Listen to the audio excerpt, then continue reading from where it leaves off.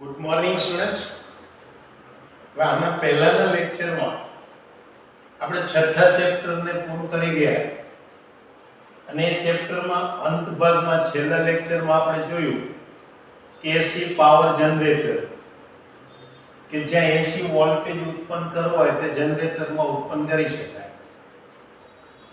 એ voltage અને પ્રવાહની વિચાર કરીએ તો એમાં આપણને શું જોવા મળતું હતું કે ત્યાં પરિપથમાં પસાર થતો પ્રવાહ એની દિશા અને મૂલ્ય એ સમય સાથે સતત બદલાતા હતા. પરિણામે એને ઉલટ-સુલટ અથવા તો પ્રત્યાવર્તી પ્રવાહ એટલે કે ઓલ્ટરનેટિંગ કરંટ કહેવાય કે જેને આપણે એસી કહેતા હતા. અને એ પ્રવાહ પસાર થવાને કારણે જે વોલ્ટેજ મળે એને એસી વોલ્ટેજ કહેવાય. આના બદલે તમે જે લેબોરેટરીમાં રાસાયણિક કોષ વાપરો છો એ કોષમાં તમે જુઓ તો એ કોષના બાહ્ય પરિપથમાં વિદ્યુત પ્રવાહની દિશા તમને એના ધન ધ્રુવથી ઋણ ધ્રુવ તરફ એક જ તરફની મળે. એટલે કે રાસાયણિક કોષ વડે મળતા પ્રવાહની દિશા કે મૂલ્યમાં સમય સાથે ફેરફાર થતો નથી. એટલે એવા પ્રવાહને ડાયરેક્ટ કરંટ એટલે કે ડીસી કહેવાય. એને કારણે જે વોલ્ટેજ મળે એને ડીસી વોલ્ટેજ કહેવાય. તો અહીંયા આ ચેપ્ટરમાં આપણે જે વાત કરીશું એ આવા પ્રત્યાવર્તી પ્રવાહો એટલે કે એસી માટેની વાત કરીશું. એટલે એને કારણે જે વોલ્ટેજ મળે છે એસી વોલ્ટેજ પરિપથના જુદા જુદા ઘટકોને લાગુ પાડીએ અને એની જે કે પરિસ્થિતિઓ થાય કે એના જે પરિણામો મળે એની આપણે ચર્ચા કરીશું. તેમાં સૌથી પહેલું આપણે ત્યાં આગળ મુદ્દો વિચારીશું કે આવા એસી વોલ્ટેજ મેં કોઈ ઓહમિક અવરોધને લાગુ પાડેલા હોય તો એના માટે શું વિચારી શકાય. હવે જો એસી વોલ્ટેજને મારે પરિપથમાં વોલ્ટેજ પ્રાપ્તિ સ્થાન દર્શાવવું હોય તો આ એનો સંકેત કે વર્તુળ દોરી અંદર આ એક તરંગ દર્શાવો એટલે આ એસી વોલ્ટેજ પ્રાપ્તિ સ્થાન દર્શાવે. ચલો આની સાથે કોઈ એક અવરોધ જોડી દો એટલે એક વાહક તાર કે જે અવરોધ ધરાવતું હોય એવા અવરોધને જોડી દો અને આ એક પરિપથ પૂર્ણ કરું એટલે આ પરિપથમાંથી મને આ એસી પ્રવાહ પસાર થતો જોવા મળે. એટલે એનો અર્થ એ કે આ આપણું એસી વોલ્ટેજ પ્રાપ્તિ સ્થાન છે.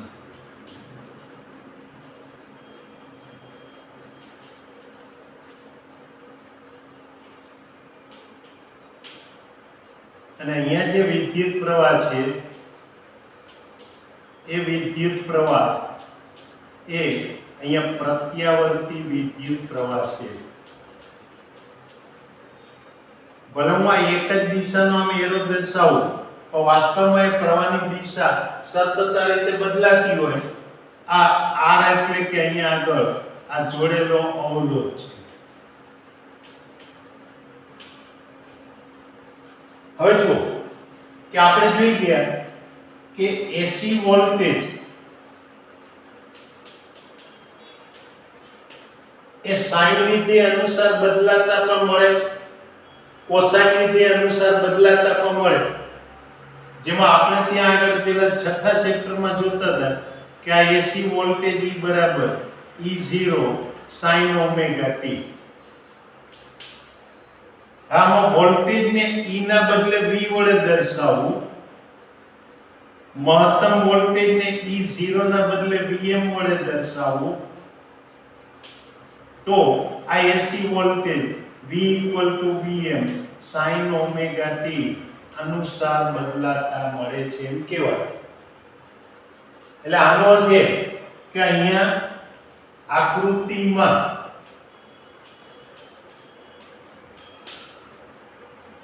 અવરોધને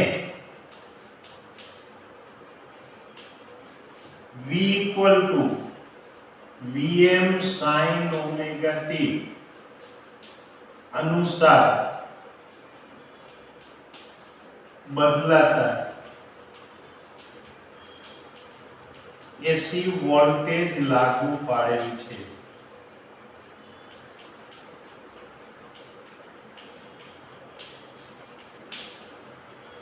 જો આના વોલ્ટેજ આ રીતે V Vm sin omega t અનુસાર બદલાતા હોય તો અહીંયા આગળ ઓહમનો નિયમ લાગુ પાડો તો V IR એના પરથી હું કહી શકું કે IR હવે Vm ની જગ્યાએ મહત્તમ પ્રવાહ એટલે Im R sin omega t અને માટે પ્રવાહ I બરાબર Im sin ઓમેગા t લખી શકાય.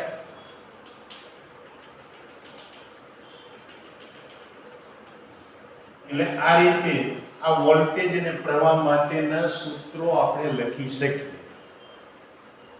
ચાલો એ જો આપણે અહીંયા આગળ વોલ્ટેજ અને પ્રવાહ આપેલા હોય તો આના પરથી એ પરિપથમાંથી પસાર થતા પ્રવાહ માટે હું ઓહમનો નિયમ લાગુ પાડી શકું અને એ ઓહમના નિયમને લાગુ પાડીશ તો અહીંયા કહી શકીશ કે આના પરથી હું કહી શકું કે ઓહમના નિયમ અનુસાર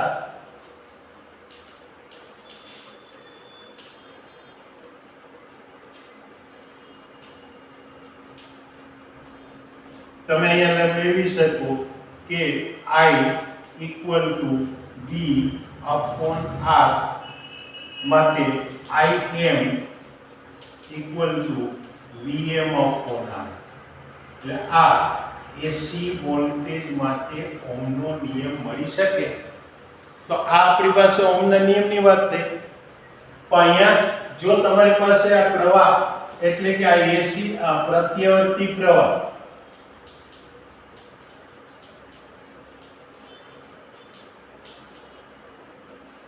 I Im sin omega t અનુસાર બદલાય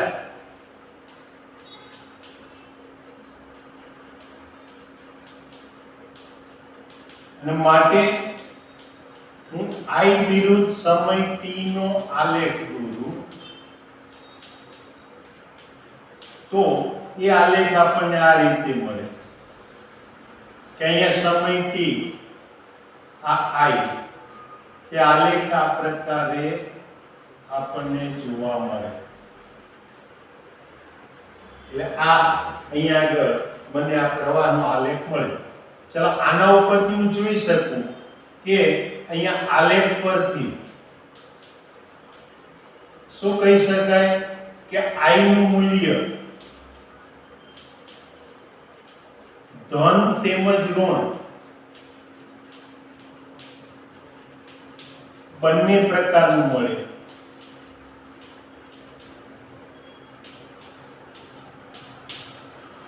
યાદ રાખજો I નું મૂલ્ય ઋણ એનો અર્થ એ કે પહેલા કરતા વિરુદ્ધ દિશાનો પ્રવાહ છે અને જો એ બંને પ્રકારના મૂલ્ય મળતું હોય તો એનો અર્થ એ કે તેથી એક આવર્તકાળ દરમિયાન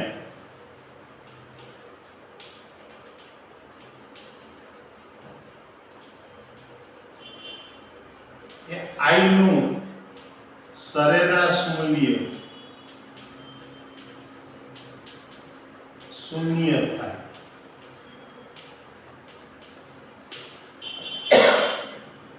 જો આ સરેરાશ મૂલ્ય શૂન્ય થતું હોય તો પછી આપણા માટે એક પ્રશ્ન ઉપસ્થિત થાય કે અહીંયા આ પરિપથમાં જો આ શૂન્ય થતું હોય તો એટલે જો I નું સરેરાશ મૂલ્ય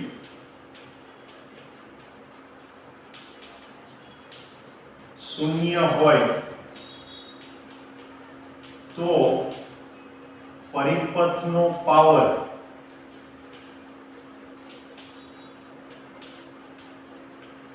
P = V × I બરાબર શૂન્ય થાય. આ એક પ્રશ્ન થાય પણ અહીંયા આગળ આ જે પાવર છે V × I પ્રમાણે અપાતો નથી. એટલે યાદ રાખો કે આ પાવર P બરાબર શૂન્ય થતું નથી, કારણ કે power p equal to I square R સૂત્ર વડે અપાય. અવરોધમાં વપરાતો power A I square R સૂત્ર વડે આપવામાં આવે છે.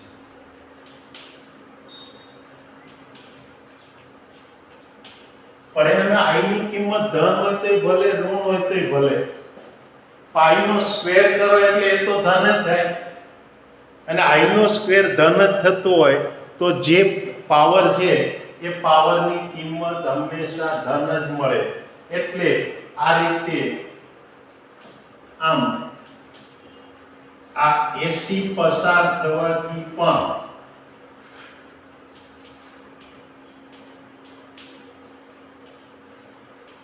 અવરોધમાં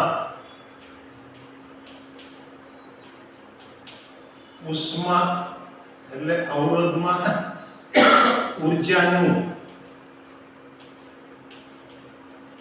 જૂલ ઉષ્મા રૂપે રૂપાંતરણ થઈ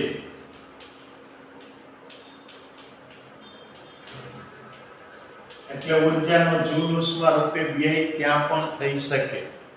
એટલે અહીંયા આ કિંમત, પાવરની કિંમત આપણને શૂન્ય મળતી નથી. વાસ્તવમાં અહીંયા જોવા જઈએ તો કોઈ પણ પરિપથમાં AC પ્રવાહની તત્ક્ષણિક કિંમત શોધી શકાતી નથી. કારણ શું કે આપણે જે અત્યારે આપણા જે કે ઘર વપરાશમાં પાવર હાઉસમાંથી જે AC વોલ્ટેજ મળે છે એ AC વોલ્ટેજની આવૃત્તિ 50 હર્ટ્ઝ જેટલી છે. એનો અર્થ એ કે આવા AC વોલ્ટેજનું જે એક ચક્ર પૂરું થાય તો આવા 1 સેકન્ડમાં 50 ચક્ર પૂરા થાય.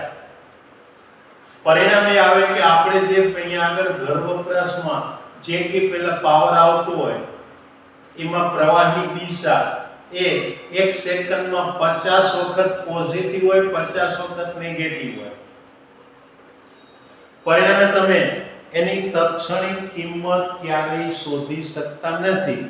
એના માટે એની RMS કિંમત શોધવામાં આવે છે. એટલે કે અહીંયા આગળ હું આમ કહી શકું કે આ AC વોલ્ટેજ અને પ્રવાહ એના તત્ક્ષણિક મૂલ્યો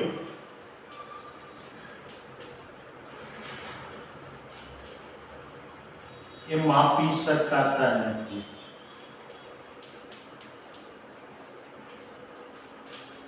તેથી તેમના RMS મૂલ્યો એટલે કે રૂટ મીન સ્ક્વેર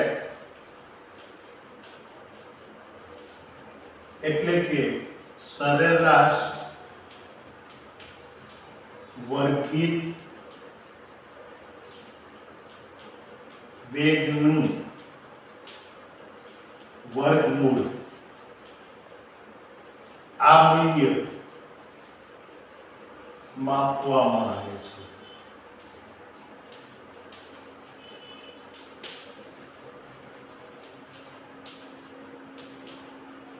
ચલો એ મારે મૂલ્ય જોતું હોય કેવી રીતે મળે જુઓ કે એનું તત્ક્ષણિક મૂલ્ય જે છે એનો પહેલા મારે વર્ગ કરવાનો.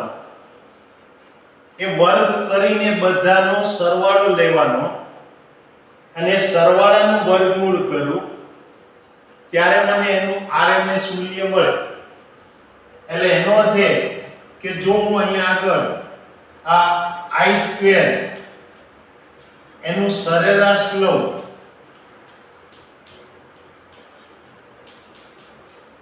એને જો હું સરેરાશ I સ્ક્વેર કહું તો સરેરાશ I સ્ક્વેર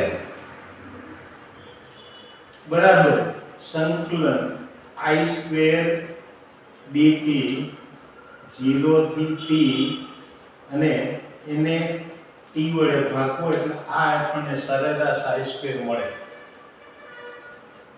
ચાલો આમાં i ની કિંમત મૂકીએ એટલે i² ની કિંમત મૂકીએ તો i² ની કિંમત આપણને મળે im² sin² ઓમેગા t, જ્યાં 0 થી t વચ્ચેનું સંકલન,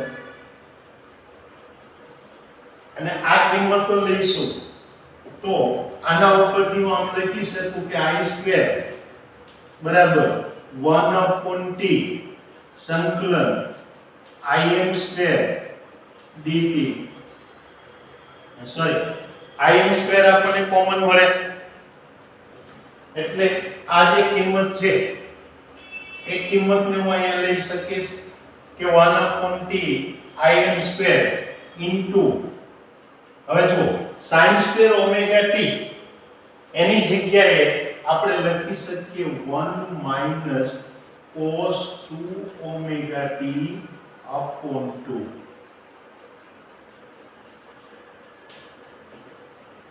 મેથ્સના વિદ્યાર્થીઓ ત્રિકોણમિતિની અંદર sin² થીટા માટેનું એક સૂત્ર ભણશે કે sin² થીટા બરાબર 1 માઈનસ cos 2 થીટા upon 2.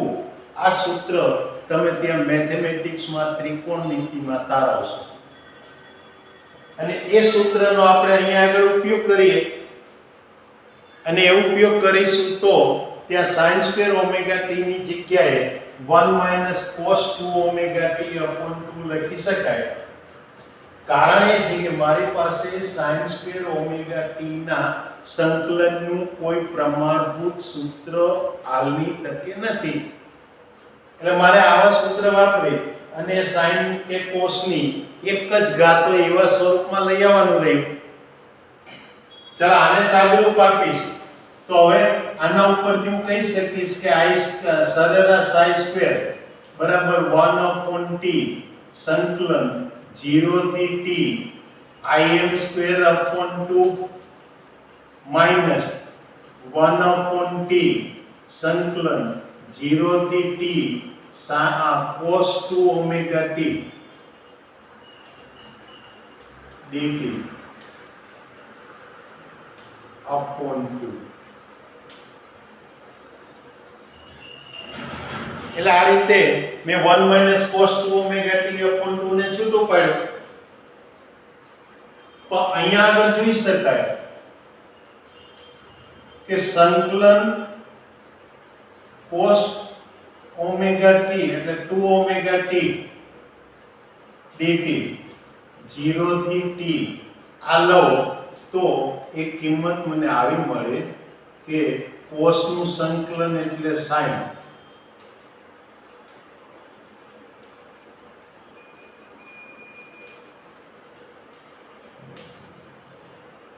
હવે જ્યારે હું sin ની અહીંયા આગળ વાત કરીશ તો sin માટે મારે 0 અને t આ બે કિંમત મૂકવાની.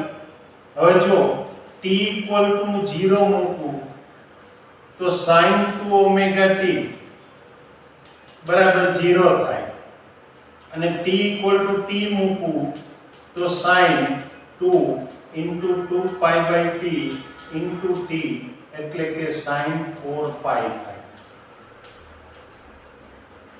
હવે sin 4π થાય અને અહીંયા આગળ આ sin 0 થયું તો sin 0 બરાબર પણ 0, sin 4π બરાબર પણ 0. એનો અર્થ એ કે આ cos વિધેયનું આ સંકલન કરવાથી મળતું પરિણામ એ મને શું મળશે? શૂન્ય. એટલે કે માટે હું કહી શકું કે સંકલન 0 થી t cos 2 omega t dt = 0 મળે. જો એ ભાગ 0 મળે તો હવે આપણી પાસે આ સરેરાશ i² બરાબર 1/t એટલે 1/2t સંકલન im² dt. મહત્તમ પ્રવાહની કિંમત તો અચળ જ હોય એટલે હવે im² પણ કોમન નીકળે ને જો હું 1 નું સંકલન કરું તો મને t મળે 0 થી t અને પરિણામે આ I² સરેરાશ I² equal to Im² upon 2 મળે. ચલો હવે મારે RMS મૂલ્ય જોઈએ છે. એનો અર્થ એ કે વર્ગોનું તો સરેરાશ મારી પાસે મળી ગયું. એ વર્ગના સરેરાશ મૂલ્યનું વર્ગમૂળ કરો એટલે મને RMS મૂલ્ય મળે. એટલે કે IRMS બરાબર √I². એનો અર્થ એ કે Im અપોન √2 અને માટે RMS પ્રવાહ લઉં તો IRMS બરાબર હું Im અપોન √2 લખી શકું. અને એવી જ રીતે વોલ્ટેજનું RMS મૂલ્ય લઉં તો વોલ્ટેજનું RMS મૂલ્ય એટલે VRMS બરાબર VM અપોન √2 મળે. એટલે આ રીતે આ વોલ્ટેજ અને પ્રવાહના આપણે RMS મૂલ્યો માપતા હોઈએ અને એ RMS મૂલ્યોને આ પાવરના સૂત્રની અંદર આપણે મૂકવા પડે અને એ મૂકીએ તો ત્યાં પાવર P બરાબર IRMS² × R પ્રમાણે મળે. પણ RMS ની જગ્યાએ Im અપોન √2 મૂકી શકાય એટલે ત્યાં પાવર P અને માટે હું કહી શકું કે અહીંયા માટે હવે આ AC પરિપથમાં માત્ર અવરોધ હોય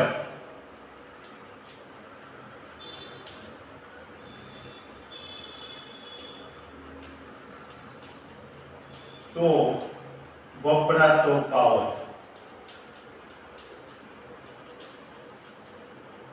એટલે વપરાતો સરેરાશ પાવર એટલે કે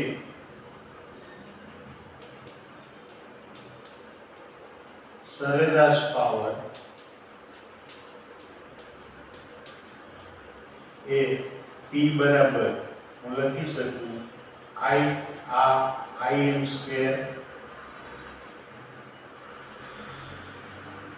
R અપોન 2. એટલે આ રીતે આ મને સરેરાશ પાવર મળે. તો આ AC વોલ્ટેજમાં પાવરની કિંમતો થઈ. આના બદલે જો હું RMS કિંમત મૂકું તો અહીંયા આગળ હું લખી શકું કે IRMS² × R એટલે આ RMS કિંમત ઉપરથી મળે. કારણ કે Im ની જગ્યાએ શું મૂકી શકાય √2 × IRMS અને એનો સ્ક્વેર કરીશું એટલે 2 કેન્સલ થશે. એટલે આ રીતે IRMS² × R. આનો અર્થ એ કે પાવર P = I²R માં આપણે જે પ્રવાહની કિંમત લેવાની એ એનું RMS મૂલ્ય એટલે સરેરાશ વર્ગિત મૂલ્યનું વર્ગમૂળનું મૂલ્ય લેવાનું. તો આ AC પરિપથ અથવા પ્રત્યાવર્તી પ્રવાહના પરિપથો જે છે એમાં માત્ર અવરોધ જોડેલ હોય ત્યારની ચર્ચા થઈ. હવે એના પછી આવતી વખતના લેક્ચરમાં આપણે જોઈશું કે એક તો ઘૂમતો સદિશ એટલે ફેઝર એટલે શું અને ત્યાર પછી જોઈ શકીશું કે આ પરિપથમાં આ અવરોધના બદલે કેપેસિટર અથવા ઇન્ડક્ટર જોડેલા હોય તો એ વખતે આ પરિપથની જે કે આ બધી ચર્ચા થઈ કે એના પ્રવાહ કેટલા મળે, એની પાવર કેટલો મળે વગેરે એ બાબતો આપણે આવતી વખતના લેક્ચરમાં જોઈશું. તો આજના લેક્ચરની અંદર અગત્યની વાત આપણે શું જોઈએ કે એક તો એકલો અવરોધને તમે AC વોલ્ટેજ લાગુ પાડો તો એને કારણે આપણને પ્રવાહ કેવી રીતે મળે અને ખાસ કરીને અવરોધની અંદર જૂલ ઉષ્મા રૂપે ઉર્જાનો વિદ્યુત ઉર્જાનો ઉષ્મા ઉર્જામાં વ્યય થાય છે કે નહીં એ માહિતી એ આપણને અહીંયા જોવા મળે. અને અહીંયા કહી શકાય કે જો મારે પાવર P = I²R વાળું સૂત્ર મેળવવું હોય તો એમાં મારે AC પરિપથમાં પ્રવાહ મારે કયો લેવો પડશે? RMS પ્રવાહ લેવો પડે. એટલે P = I RMS² × R એ સૂત્ર મળે. પણ અહીંયા જે પરિપથમાં પાવર વપરાશે એટલે કે ઉષ્મા રૂપે જે ઊર્જાનો વ્યય થશે એ આ પરિપથમાં મહત્તમ વ્યય થશે એ આપણે આગળ ઉપર જોઈ શકશું. તો આ એસી પરિપથની અહીંયા આગળ વાત થઈ. હવે નેક્સ્ટ ટાઈમ મળીએ, ત્યાં સુધી રજા લઈએ. આવજો, ગુડ બાય.